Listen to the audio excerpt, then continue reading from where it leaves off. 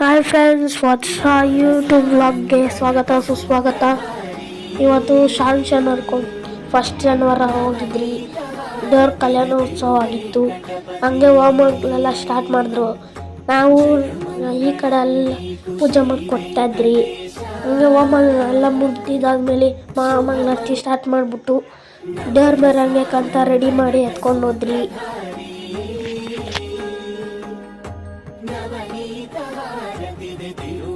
Ganapati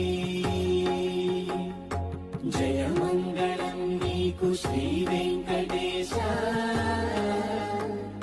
ಶುಭ ಓಂ ನಮೋ ವೆಂಕಟೇಶಾಯ ಓಂ ನಮೋ ಶ್ರೀನಿವಾಸಾಯ ಓಂ ನಮೋ ವೆಂಕಟೇಶಾಯ ಓಂ ನಮೋ ಶ್ರೀನಿವಾಸಾಯ ಓಂ ನಮೋ ವೆಂಕಟೇಶಾಯ ಓಂ ನಮೋ ಶ್ರೀನಿವಾಸಾಯ.